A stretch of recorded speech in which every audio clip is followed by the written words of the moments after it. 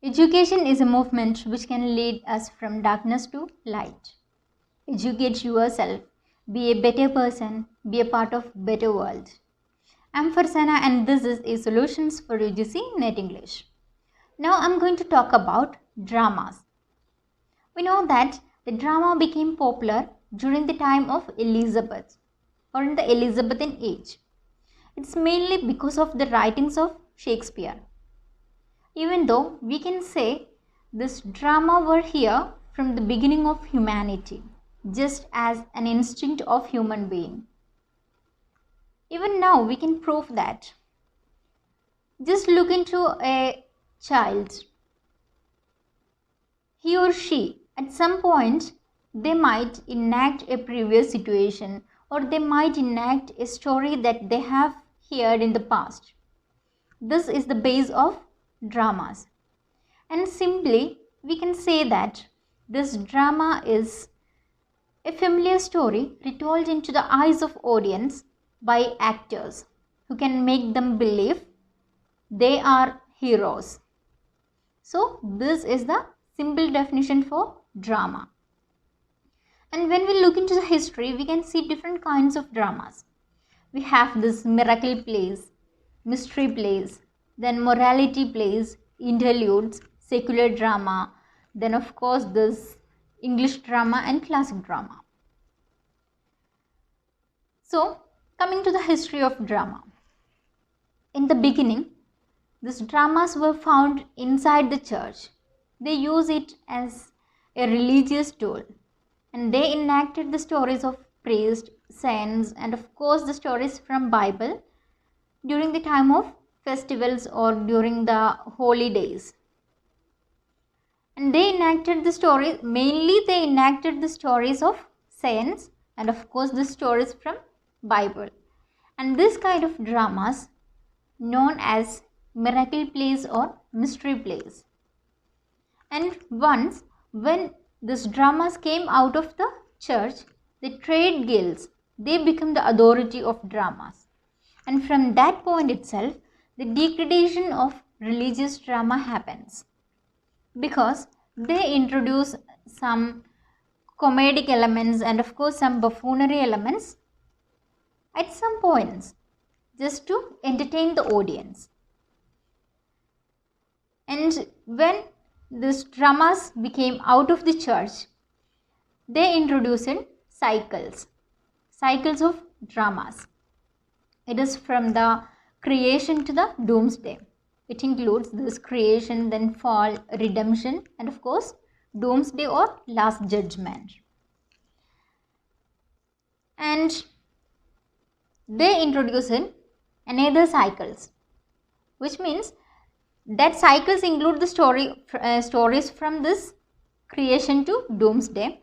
And these cycles, they were about 4 cycles were known for us. They are Chester cycle, York cycle, then Wakefield or Coventry cycle and Townley cycle. And how they enacted the drama is very different. That is,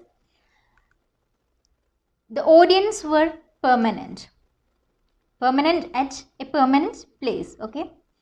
And this stage was moved. That is, they set the stage on wheel and they started the dramas from one particular place. When they completed enacting the first cycle, they moved to the second place. And at the same time, the second cycle came into the first place and they enacted their stories. And when they moved from there, the next cycle came. That is, the stage was moving and the audience was permanent at a permanent place. So, this is the way of enacting dramas.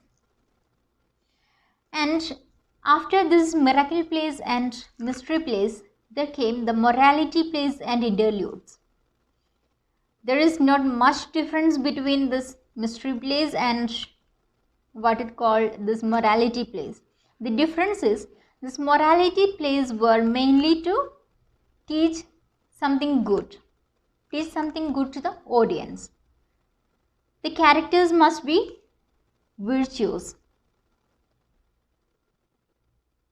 For example, in the mystery plays, they retold the stories from the Bible, and when it comes to the morality plays, they give importance to the virtues and they find a way to convey these virtues, these good virtues into the audience. And when it came to the case of interludes, in interludes they introduced some false elements, just like a boy with a pig or the quarrel between husband and wife. That is, they introduced these elements to the morality or miracle plays, and they give an entertainment fact to the drama. This is what happened in the case of what is called interludes. And then the next category is secular drama. When these Normans came into England, they brought this love for pagans with them, and they enacted or they represent the pagan stories from the history or mythology, and they enacted it in their festivals and in their what it called royal marriages or some other festivals. And there these noble persons, and of course these noble persons and pagans, they entertain the or they like the what it called mask, which means the drama with poetry and music. And they, while they entertain this pagan stories of history and mythology, this common people from that age, they introduced or they invented another type of drama, which is a crude drama which has more comedy elements.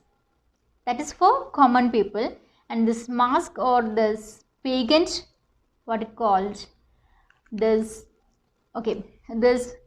pagan history or pagan mythology, that for nobles, and this comedy for common people. And this comedy that introduced by this common people is called mummings or Christmas plays. And the next thing is classic dramas or English drama. Before the birth of Shakespeare, there were two kinds of dramas or two schools of dramas. That are, the first one is university wits and the second one is native school.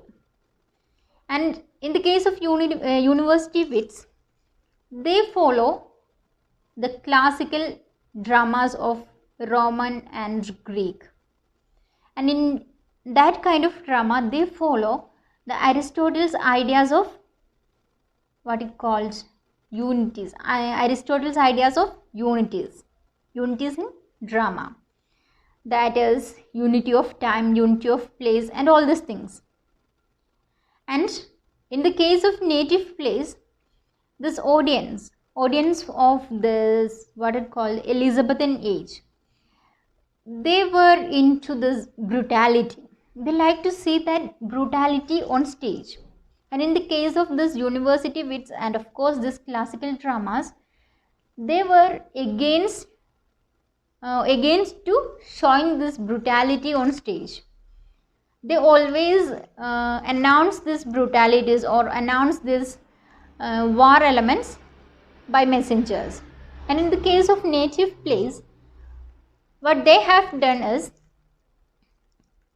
they created the dramas according to the wish of the audience, and this audience were into this brutality, and they enacted this head-breaking things like killing, war, and all these things. They enacted all these brutalities on stage. This is the difference between this classical drama and English drama. We can see some such elements in Shakespeare's writings also. So this is the history of drama.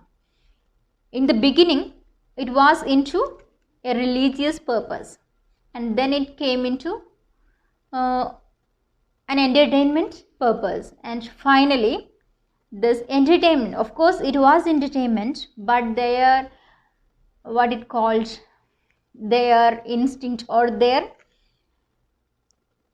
wish to see something, okay, they like to see this brutality on stage. In the beginning that was extremely different. They love to see the good stories. In the beginning they see the stories of saints and then biblical stories, and after that the characters become virtues, and then it came into the comedy, and finally their interest changed into the tragedies. So this is the history of drama.